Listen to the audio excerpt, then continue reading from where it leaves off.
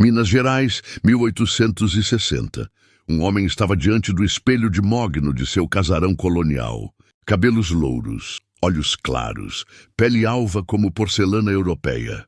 Coronel Antônio Furtado de Mendonça, dono de 5 fazendas, 300 escravos. Assento garantido na Câmara Provincial. Mas naquele exato momento, ele acabara de descobrir uma verdade que destruiria tudo. Ele não era quem pensava ser. Ele era filho de um escravo. E o pior, durante toda a vida ele açoitou, vendeu e humilhou pessoas que eram seu próprio sangue. Essa é a história real de um homem que teve sua alma partida ao meio e que precisou escolher entre a verdade ou a sobrevivência. Se essa história já está te arrepiando, inscreva-se no canal, porque o que vem agora você não vai acreditar. Para entender a queda, é preciso conhecer o auge. Coronel Antônio Furtado de Mendonça não era apenas mais um fazendeiro em Minas Gerais. Ele era Minas Gerais. Seu sobrenome abria portas, seu olhar fechava negócios. Sua palavra valia mais que qualquer contrato assinado. Aos 45 anos, Antônio comandava um império construído sobre café, ouro e cana-de-açúcar. 5 fazendas espalhadas entre Juiz de Fora e Ouro Preto, 300 escravos, 50 agregados livres, dezenas de capangas armados. Quando ele entrava na Câmara Provincial, todos se levantavam. Quando falava, o silêncio era absoluto. Seu voto decidia eleições. Suas alianças faziam ou destruíam carreiras políticas. Mas o que mais impressionava era sua aparência. Antônio não parecia mineiro, parecia europeu. Cabelos louro-dourados, quase platinados sob o sol. Olhos azuis como o céu de junho, pele clara, sem mácula, sem marca do sol brutal do sertão. Ele era a prova viva de que o sangue nobre português corria puro em suas veias. Ou pelo menos era isso que todos acreditavam, inclusive ele mesmo. Um convidado certa vez lhe disse: "Coronel, permita-me dizer, o senhor é a imagem viva do falecido Barão de Mendonça. A mesma postura, o mesmo porte, é impressionante." Antônio respondeu com orgulho: "Meu pai era um grande homem, Major Tavares. Aprendi tudo com ele. A honra de um Mendonça não se negocia, nem se mancha. Ele me ensinou que nossa linhagem é nossa espada e nosso escudo. Sem ela não somos nada." Antônio acreditava nisso com cada fibra do seu ser. Ele era um Mendonça, filho legítimo do Barão Joaquim Furtado de Mendonça, homem ilustre, condecorado pelo imperador, dono de terras que se perdiam no horizonte. Sua mãe, Dona Helena de Albuquerque Mendonça, era a viúva mais respeitada da província. Devota, recatada, uma dama de fino trato. Antônio cresceu cercado de luxo, educação europeia e privilégios. Estudou em Coimbra, voltou doutor em Direito, casou-se com Dona Eugênia, filha de outro barão. Tiveram 3 filhos. Tudo perfeito, tudo certo, tudo uma mentira. Março de 1860. A chuva caía como praga sobre a fazenda Santa Helena.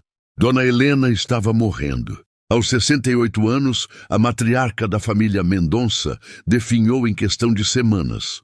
Febre amarela, disseram os médicos. Não havia mais o que fazer. Antônio não saía do quarto da mãe. Segurava sua mão murcha. Rezava, chorava em silêncio. Ela era tudo para ele. A última ligação com o pai que admirava. A guardiã da honra da família. Mas naquela noite, Dona Helena pediu para ficar a sós com o filho. Com a voz fraquíssima e trêmula, ela disse: "Antônio, meu filho, preciso te contar algo. Não posso morrer sem que você saiba a verdade. Você não é filho do barão." Antônio, confuso, perguntou: "Como assim, mamãe? O que a senhora está dizendo?" E ela respondeu, a voz quebrando: seu pai verdadeiro era Damião, o ferreiro, o escravo." Antônio se levantou, como se tivesse levado um tiro no peito. As pernas falharam. Ele segurou na beira da cama, ofegante, os olhos arregalados de horror. Isso não podia ser verdade. Mas Dona Helena continuou, e a cada palavra, o mundo de Antônio desmoronava. "Eu era jovem, o barão nunca me tocava. Ele não podia ter filhos, todos sabiam. Mas ele precisava de um herdeiro, ou a família inteira perderia as terras, a fortuna. Damião era diferente, forte, inteligente. Ele consertava tudo, tinha mãos de mestre. E eu me apaixonei. Deus me perdoe, mas eu me apaixonei por ele. Quando engravidei, o barão ficou furioso. Mas quando você nasceu branco, louro, com olhos claros, ele viu a salvação. Ninguém suspeitaria. Você seria o herdeiro perfeito. Damião foi vendido para outra fazenda quando você tinha 6 meses. Eu nunca mais o vi.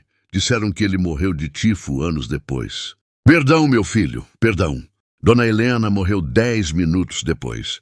Antônio ficou ali, paralisado, olhando para o corpo sem vida da mãe. Ele não chorou, não gritou, apenas ficou ali, destruído. Se essa história está te impactando, inscreva-se no canal, porque agora começa a verdadeira tragédia.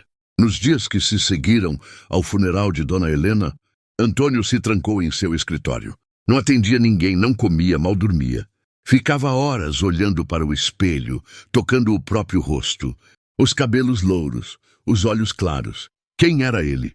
Durante 45 anos, ele acreditou ser Antônio Furtado de Mendonça, filho legítimo do barão, herdeiro de uma linhagem nobre, descendente de portugueses ilustres. Mas agora ele sabia a verdade. Ele era filho de Damião, um escravo, um homem que não tinha sobrenome, que não tinha terra, que não tinha voz, que era tratado como propriedade, como gado. E o pior, o absolutamente pior, Antônio era dono de 300 escravos. Ele os comprava, vendia, açoitava quando necessário, separava famílias, marcava a ferro quente. Ele fazia com eles o que alguém poderia ter feito com seu pai. A culpa começou a devorar Antônio como um câncer. Ele olhava para os escravos trabalhando nas lavouras e pensava: esse poderia ser meu irmão, aquele meu primo, aquela mulher minha tia. E o pensamento mais terrível de todos: se eu tivesse nascido com a pele escura, eu estaria lá. Eu seria açoitado, vendido, humilhado. A cor da sua pele tinha sido pura sorte, um capricho da genética. Se ele tivesse puxado o pai, tudo seria diferente. Ele não seria coronel, seria apenas mais um. Essa verdade era insuportável. O padre Vicente veio visitá-lo e Antônio, desesperado, perguntou: Padre, o que define um homem? O que faz um homem ser quem ele é? O sangue, o nome, a cor da pele? Se eu descobrisse que meu sangue não é o que eu pensava, eu ainda seria eu. O padre respondeu: Coronel, o senhor é Antônio Furtado de Mendonça. Essa é sua identidade, seu nome, sua história.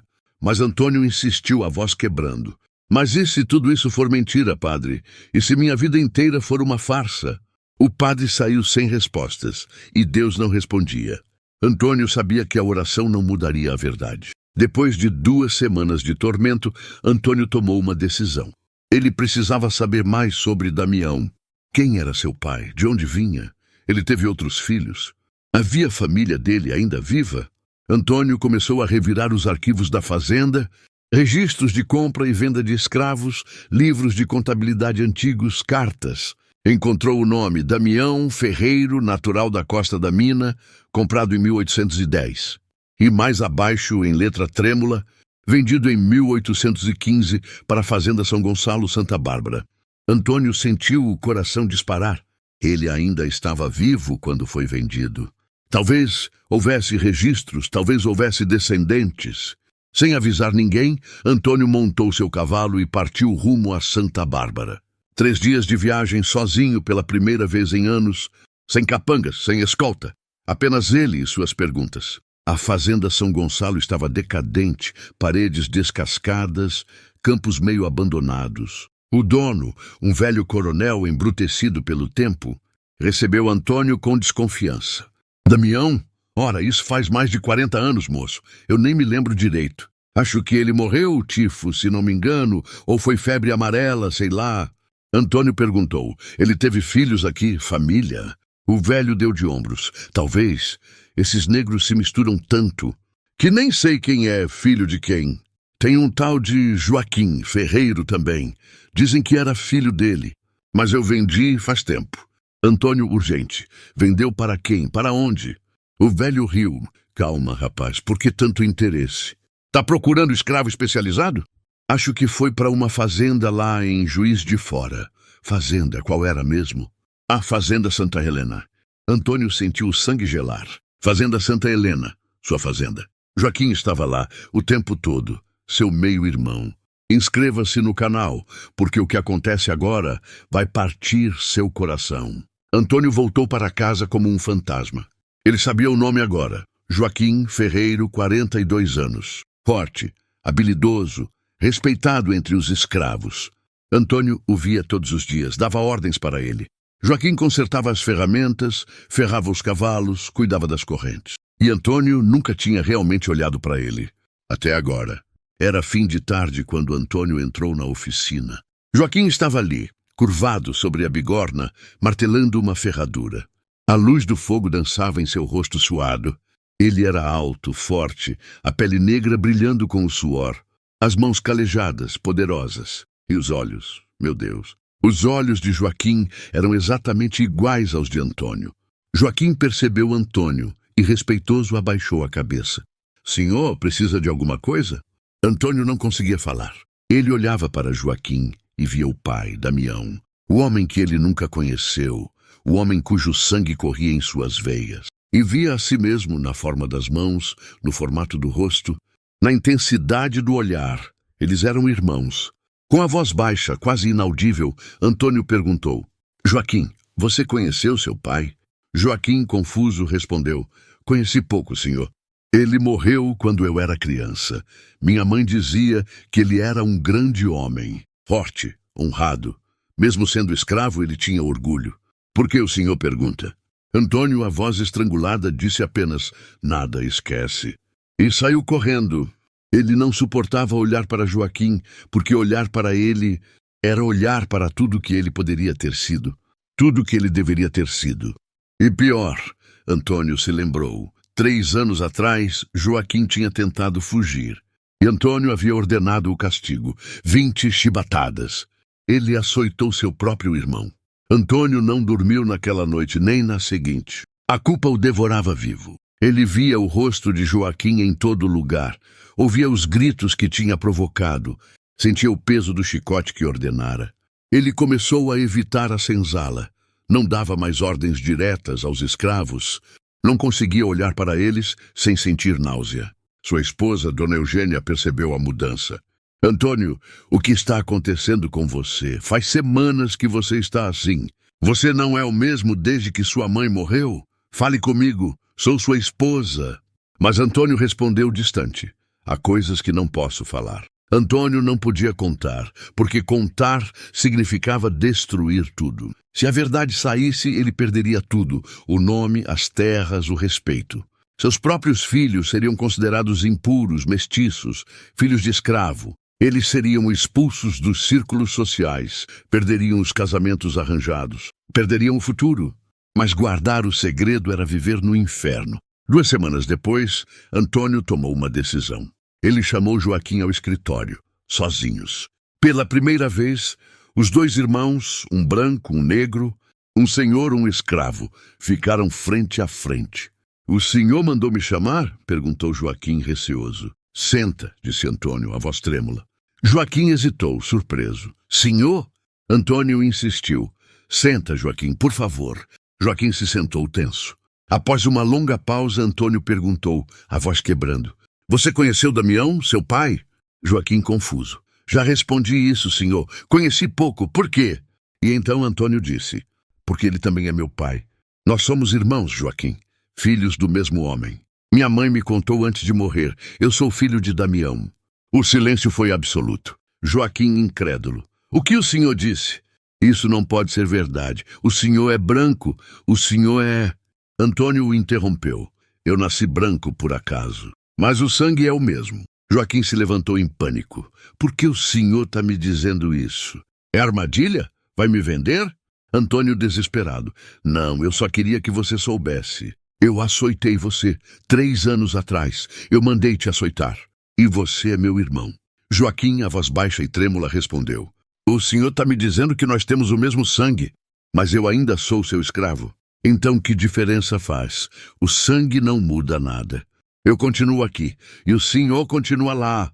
E saiu, deixando Antônio sozinho, destruído. Porque Joaquim tinha razão. O sangue não mudava nada, a cor da pele era tudo. Se essa história está te tocando profundamente, inscreva-se no canal, porque agora vem a parte que vai definir tudo. Antônio passou os meses seguintes em um tormento silencioso. Ele tentou se aproximar de Joaquim, aliviou suas tarefas, deu-lhe privilégios discretos, nunca mais o puniu. Mas a distância entre eles era intransponível, porque Antônio ainda era o senhor e Joaquim ainda era o escravo. E os rumores começaram. As pessoas perceberam a mudança, os outros fazendeiros comentavam: "O coronel Antônio está ficando mole. Está tratando os negros com demasiada bondade. Ele está perdendo o controle. A fazenda vai ruir." Dona Eugênia confrontou Antônio. "Antônio, chega. Me diga o que está acontecendo. Você libertou 3 escravos este mês sem razão. Você está arruinando nossa família." Antônio respondeu cansado. "Eles mereciam." Eugênia, irritada: "Mereciam? Desde quando o escravo merece liberdade?" "Você enlouqueceu." Antônio olhou para ela com tristeza.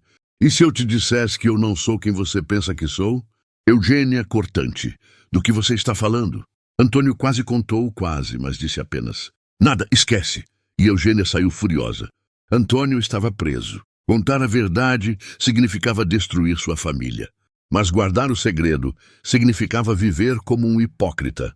Um homem que sabia ser filho de escravo, mas continuava escravizando seus próprios irmãos de sangue. E então aconteceu.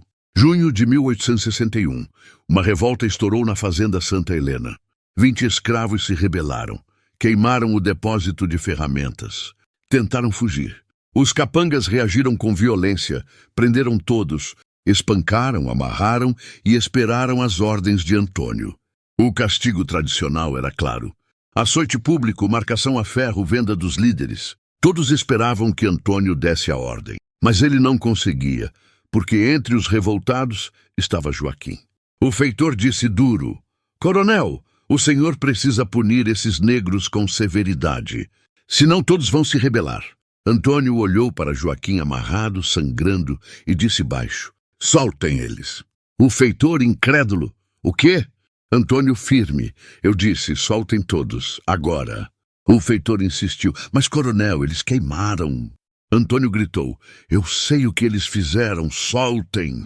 Os escravos foram soltos. Antônio os libertou, todos os 20. Deu-lhes cartas de alforria, terra para trabalhar, ferramentas. E quando os outros fazendeiros souberam, explodiram. "Ele enlouqueceu.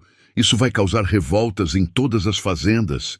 Ele está traindo nossa classe." Em 2 semanas, Antônio foi expulso da Câmara Provincial.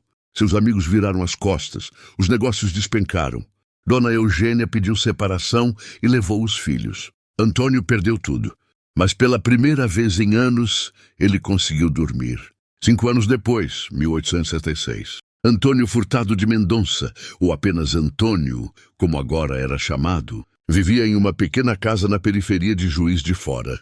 Tinha vendido todas as fazendas, libertado todos os escravos, distribuído as terras. Vivia de dar aulas de direito para jovens negros livres. Não tinha mais dinheiro, não tinha mais poder, não tinha mais nome, mas tinha paz. E tinha Joaquim. Seu irmão visitava todo domingo. Conversavam, riam, compartilhavam histórias do pai que nunca conheceram direito. Joaquim tinha se casado, tinha um filho, e Antônio era o padrinho. Joaquim perguntou certa vez: "Você acha que o velho Damião ficaria orgulhoso?" Antônio sorriu: "Acho que sim, espero que sim." Joaquim continuou: "Você perdeu tudo por causa disso, por minha causa." Antônio, firme: "Eu não perdi nada, eu me encontrei. Durante 45 anos eu vivi uma mentira. Achei que era alguém que não era. Fiz coisas terríveis achando que eram normais. Mas agora eu sei quem eu sou. Filho de Damião, irmão de Joaquim. Isso vale mais que qualquer título." Joaquim suave: "Obrigado, irmão." Antônio: "Eu que agradeço por me mostrar quem eu realmente sou." Antônio morreu em 1875, aos 60 anos. Pobre, esquecido pela alta sociedade, mas cercado de amor. Joaquim, seus sobrinhos, dezenas de ex-escravos que ele libertara, todos estavam lá. Não houve procissão pomposa, não houve discursos na Câmara, não houve coroa de flores do imperador, mas houve lágrimas verdadeiras e houve memória. A memória de um homem que teve a coragem de olhar para o espelho e aceitar quem realmente era, mesmo que isso custasse tudo. A história de Antônio Furtado de Mendonça nos lembra que somos todos prisioneiros das mentiras que nos contam e das que contamos para nós mesmos. Mas a liberdade, a verdadeira liberdade, só vem quando temos coragem de encarar a verdade, mesmo que doa, mesmo que custe tudo. Se essa história tocou você, se inscreva no canal. Temos muitas outras histórias assim, reais, profundas, inesquecíveis. E deixe nos comentários, você teria tido a coragem de Antônio?